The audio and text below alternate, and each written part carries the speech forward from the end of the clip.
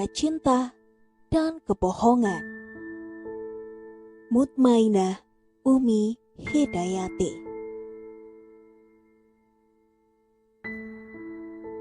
Cinta adalah anugerah yang diberikan Tuhan kepada manusia. Cinta pula lah yang melengkapi hidup manusia. Dengan cinta, kita bisa merasakan rasa sakit dan juga rasa senang. Aku adalah Eni Saraswati, murid di SMA Bintang. Saat ini, aku sudah menginjak kelas 2. Orang mengenalku sebagai anak yang sopan, pandai, dan juga pendiam. Aku menjalani hidupku tidak seperti kebanyakan anak lainnya. Aku tidak suka pergi jalan-jalan di malam minggu. Aku juga jarang tahu tentang hal-hal yang berbau modis. Ya, bisa dianggap aku ini kuper alias kurang pergaulan. Saat ini, aku tidak suka dengan kehidupanku. Aku mulai bosan hidup seperti ini. Cinta? Apakah orang sepertiku butuh cinta? Rasanya janggal jika aku ngomong soal cinta. Mungkin aku tidak pantas untuk mengenal dan merasakan apa itu cinta. Tapi, anggapan itu sering membuat aku uring-uringan sendiri. Aku butuh seseorang untuk bisa aku ajak curhat. Tapi aku sadar dengan keadaanku saat ini. Mana ada lelaki yang mau denganku? Jangankan mau menjadi pacarku. Bahkan melirik aku pun mereka tak mau. Tapi hal inilah yang membuat aku melakukan hal yang bodoh.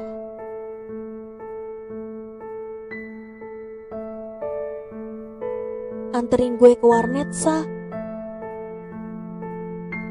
Pintaku pada Sasa. Emang ada perlu apaan? Kok mau ke warnet? Jawab Sasa.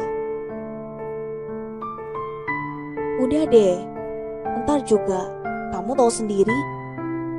Udah ayo cepetan, buru malam. Jawabku. Aku meminta Sasa untuk menemaniku pergi ke warnet. Dan Sasa pun mau. Sesampai di warnet, aku dan Sasa memasuki bilik dan mulai untuk menyalakan komputer. Sasa pun bertanya kepadaku, untuk apa ke warnet? Dan aku hanya diam saja. Aku membuka situs Yahoo dan berniat untuk membuka email baru. Aku sudah selesai membuat sebuah email. Tapi aku tidak menggunakan namaku sendiri untuk membuat email itu.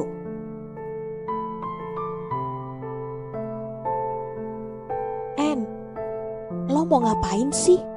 Kok bikin email segala? Terus, kok gak pakai nama lo sendiri? Tanya Sasa penasaran. Gue mau bikin Facebook, Sa. Jawabku singkat. melanjutkan pekerjaanku dan mulai membuka Facebook untuk membuat akun di situ.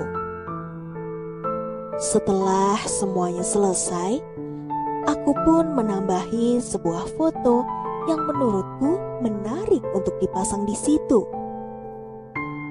Dan juga segala tetek bengek profil yang aku isi. Tentu saja berbeda dengan kepribadianku sendiri.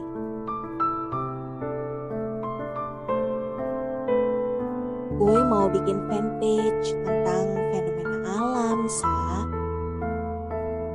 Dan gue gak mau identitas asli gue ketahuan. Makanya gue bikin Facebook baru biar bisa nampung mi fanpage. Jelasku pada Sasa. Oh gitu toh. Bilang dong dari tadi. Kan gue biar gak bingung. Jawab Sasa. Itulah tujuan utamaku membuat Facebook ini.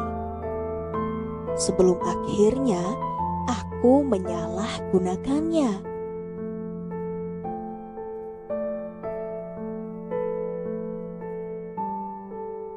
Setelah aku membuat Facebook ini, aku semakin ketagihan untuk terus membuka Facebook baruku itu. Aku seperti dibutuhkan dan dicari oleh orang-orang, terutama lelaki. Mereka semua berebut untuk dapat berkenalan denganku. Bahkan mereka juga tidak segan-segan untuk meminta nomor handphoneku. Entah kenapa, aku merasa senang melakukan itu. Tujuan utamaku untuk membuat Facebook itu aku lupakan dan beralih untuk menggunakannya sebagai pribadiku. Hai, boleh kenalan gak nih? Siapa ya?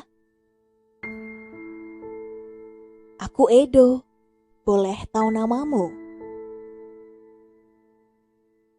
Udah jelas gitu kok namaku.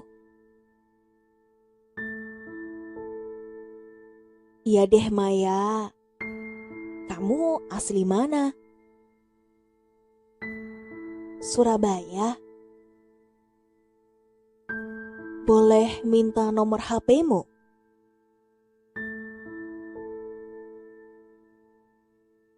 Begitulah, aku sedang chatting dengan seseorang di Facebook. Dia mengaku bernama Edo dan meminta nomor handphoneku.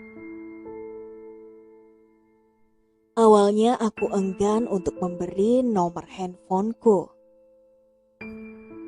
Tapi akhirnya aku memberinya juga. Ya, hitung-hitung buat temenan SMS-an. Hari-hari aku lewati begitu saja. Tapi ada yang menarik bagiku. Edo. Iya. Lelaki itu kini menemani hari-hariku. Aku senang karena aku bisa mengenalnya. Ia baik, sopan, dan kelihatannya polos sekali. Tapi aku takut karena aku bukanlah aku yang sebenarnya. Aku hanya orang yang tertutup topeng yang palsu. Topeng yang selama ini aku pakai. Dan tak pernah aku melepaskannya barang sedikit pun. Semuanya aku jaga begitu rapat. Seperti pintu yang ditutupi baja yang kokoh. Aku tak tahu apakah yang selama ini aku lakukan benar atau salah.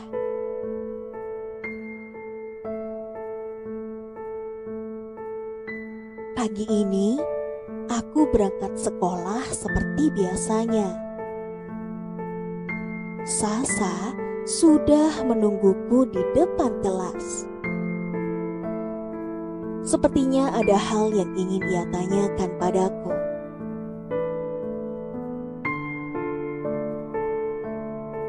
"En, kok lo kayaknya gak bersemangat gitu? Apa ada masalah di rumah?" Tanya Sasa penasaran. "Gak ada," jawabku singkat. "Gue yakin pasti ada. Gue udah kenal lo itu lama. Udah deh, gak usah ada yang lo sembunyiin dari gue," ungkap Sasa. "Sa,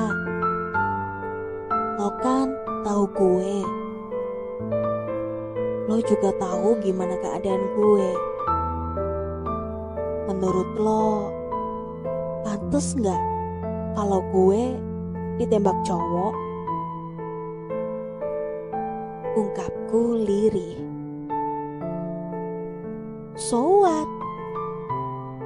Kenapa enggak gitu loh? Lo juga berhak ngerasain cinta. Emang lo ditembak cowok? Siapa? Kok lo gak cerita sama gue?"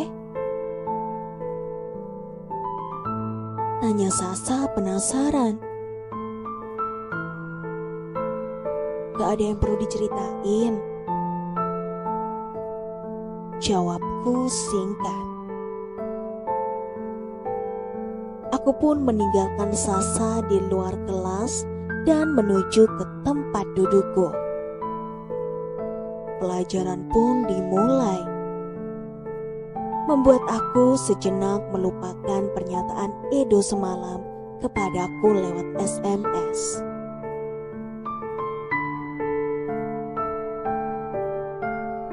Aku tak bisa menyangkalnya. Aku mencintai Edo.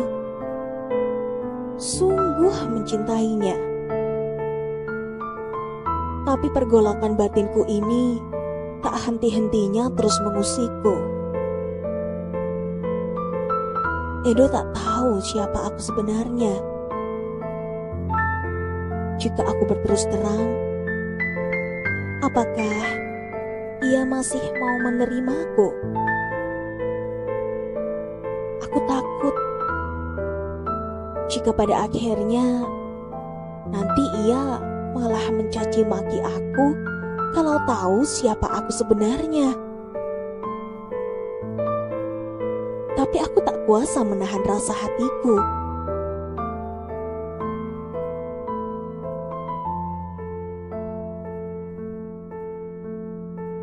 Aku sungguh mencintaimu, En. Aku gak pernah ngerasain cinta kayak gini sama cewek. Aku pengen kamu jadi cewekku. Kamu mau apa enggak? Tanya Edo lewat telepon.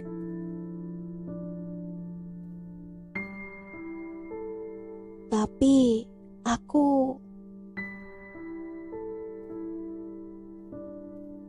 Tapi kenapa, En?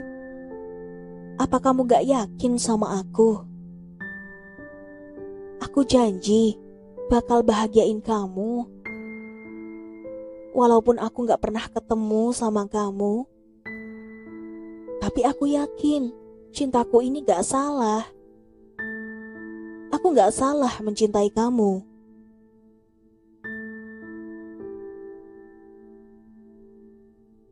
jelas Edo padaku. Edo tidak mengerti yang sebenarnya aku rasakan. Aku mencintainya, tapi aku tak bisa untuk menerimanya.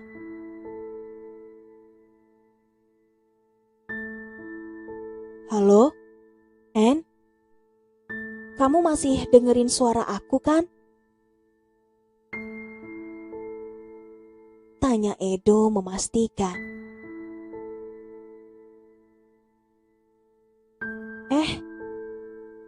Iya Do, denger kok.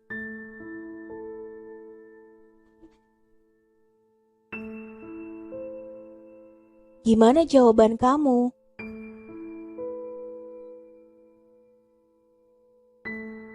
Iya, aku mau Do.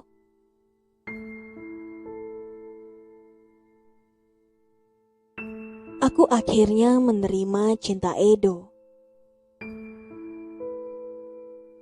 Aku tak tahu apakah keputusan aku untuk menerima cintanya benar atau salah. Tapi aku juga tak ingin memungkiri perasaanku padanya. Aku mencintai Edo setulus hatiku.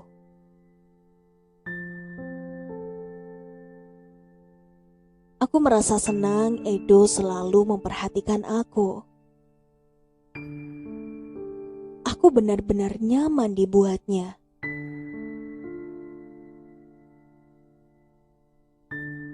Lima bulan sudah aku menjalani hubungan dengannya. Ya, meskipun kita memang gak pernah sekalipun bertatap muka. Edo berkali-kali meminta aku untuk mau bertemu dengannya. Tapi aku selalu menolak dengan alasan apapun itu. Karena memang aku gak bisa bertemu dengannya. Ia tidak tahu apa alasanku yang sebenarnya. Aku masih menutup rapat rahasia ini.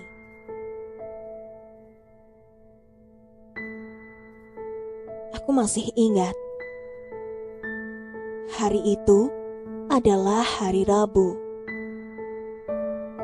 Hari di mana aku harus memutuskan hubunganku dengan Edo. Sepertinya Edo mulai curiga terhadap aku. Ia mulai bertanya, siapa aku sebenarnya? Namun aku masih bisa menguasai diriku dan mencoba bersikap tenang. Walau dalam hati, aku merasa was-was. Kalau sampai Edo tahu yang sebenarnya. Aku tahu, cepat atau lambat, ia akan sampai pada kesimpulan ini. Dan aku memang harus menyiapkan mentalku.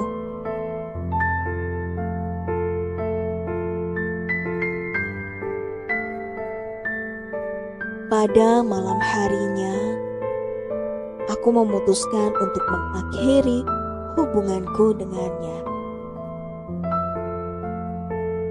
Aku sudah tak sanggup lagi harus terus-menerus menyakiti hati Edo. Aku mengakui bahwa aku bukanlah Maya Hoirunisa. Tapi aku Eni Saraswati. Dan aku tidak tinggal di Surabaya, melainkan di Semarang.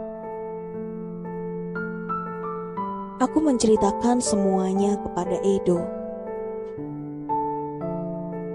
Aku takut jika aku berkata seperti ini, ia akan membenciku dan tidak mau mengenalku.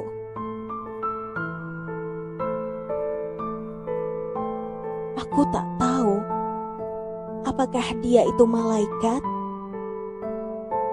Hatinya benar-benar baik dan lembut, dan aku malah menyakitinya. Sungguh bodoh diriku ini, menyakiti hati sebaik dirinya. Aku ikhlas jika dia membenciku, karena aku pantas mendapatkan itu. Tapi aku senang karena bisa mengenal orang seperti dia. Terima kasih, Edo, untuk semua yang telah kamu curahkan kepadaku.